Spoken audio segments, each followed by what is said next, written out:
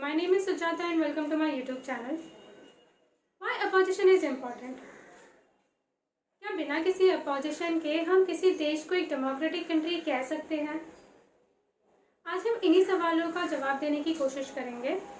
Recently Goa, Manipur, Punjab, Uttar Pradesh और उत्तराखंड में हमें इलेक्शंस देखने मिले और 5 मार्च तक इन इलेक्शंस के रिजल्ट भी आ गए।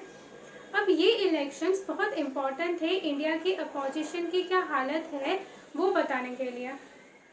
और इन रिजल्ट से हमें ये पता चलता है कि Indian opposition are still disorganise, क्योंकि अगर हम देखें तो पंजाब छोड़ के बाकी के सभी राज्यों में हमें बीजेपी की सरकार आते हुए दिखाई दी और पंजाब में हमें आप गवर्नमेंट आते हुए दिखाई दी।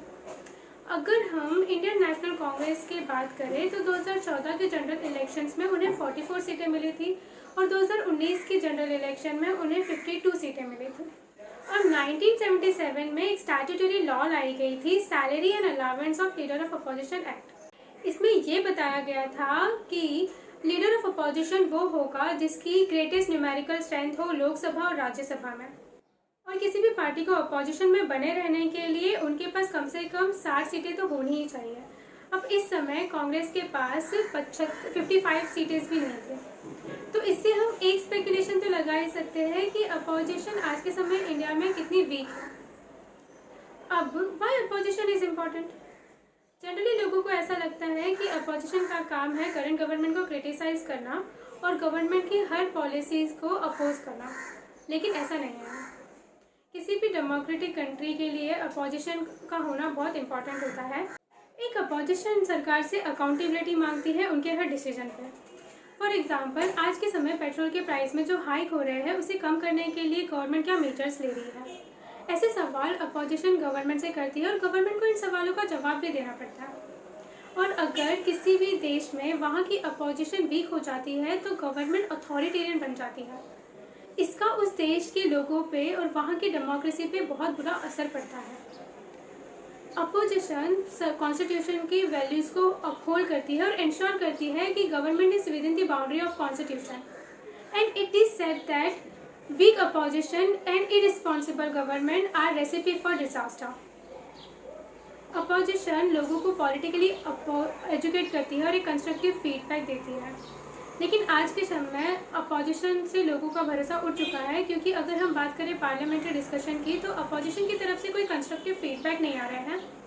मूल मुद्दों पे राजनीति नहीं हो रही है, बातें होती है तो एडजर्नमेंट की, पार्लियामेंट को स्थगित करने की।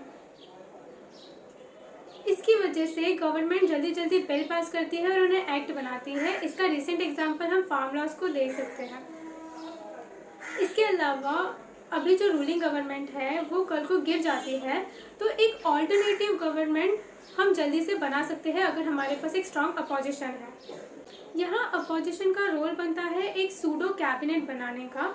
इसका मतलब जो प्रीवियस गवर्नमेंट के पास कैबिनेट थे उसी की तरह एक कैबिनेट बनाना। अब 1977 में जो स्टैट्यूटरी लॉ लाई गई थी, salary and allowance of leader of opposition act, इसमें the opposition of leader has been given a rank of cabinet minister. और अगर हम बात करें हिस्ट्री ऑफ अपोजिशन की तो 1952 से 1964 तक जवाहरलाल नेहरू पहले पीएम बने थे। उस समय देखा जाए तो कोई अपोजिशन नहीं थी इंडिया में, लेकिन अगर हम ध्यान से कांग्रेस को ऑब्जर्व करें तो within Congress there was an opposition.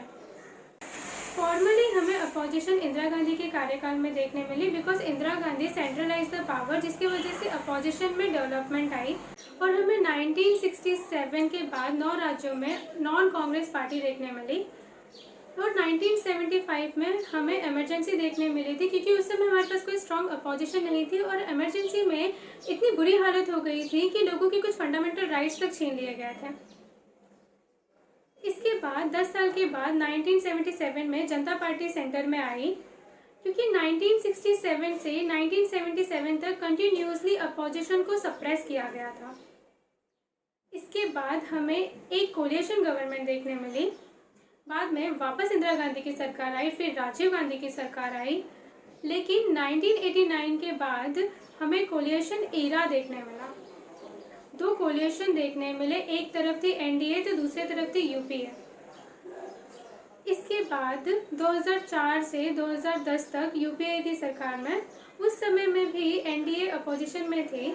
उस समय में भी मूल मुद्दों पर इतने डिस्कशन नहीं किए गए थे, लेकिन हमारे पास एक अपोजिशन तो थी। अब जो सबसे बड़ा सवाल आता है कि वो अगर कांग्रेस नहीं है अपोजिशन में तो कौन होगा अपोजिशन में? Will it be a third front? ना, व्हाट इज थर्ड फ्रंट? तो थर्ड फ्रंट एक वो ऑप्शन है जहां छोटी छोटी रीजनल पार्टीज एक अलायंस बनाती है ताकि जो करंट गवर्नमेंट है उसका एक ऑल्टरनेटिव ढूंढ सके। और इंडिया के कोलिएशन एरा में हम थर्ड फ्रंट की सरकारें देख चुके हैं। 1989 से 1991 तक हमें नेशनल फ्रंट गवर्नमेंट देखने मिली थी। इसके बाद 1996 से 1998 तक हमें यूनाइटेड फ्रंट देखने मिला था और यहाँ 2 पीएम हमें देखने मिले थे, लेकिन ये सरकारें ज़्यादा समय तक चल नहीं पाई। हम अगर उस समय में भी अपोजिशन थी। थर्ड फ्रंट के भी अपने अलग अलग दिक्कत होती है क्योंकि यहाँ बहुत सारी रीजनल पार्टी साथ में आती है और हर पार्टीज में से किसी न किसी को पीएम बनना ही होता है, तो आपस में ही हमें डिसेंट देखने मिलता है। 2014 और 2019 में फेडरल फ्रंट की बात की गई थी। इनफैक्ट 2019 के बाद केसीटी तेलंगाना सीएम उन्होंने ये तक कहा था, I have around 120 leaders with me and we will form federal front after 2019। लेकिन 2019 में भी ये पॉसिबल नहीं हो पाया। फेडरल फ्रंट की बात तो बहुत सारी हुई है, लेकिन हमें फेडरल फ्रंट अभी तक देखने नहीं मिले क्योंकि फेडरल फ्रंट्स की अपनी अलग दिक्कतें होती हैं।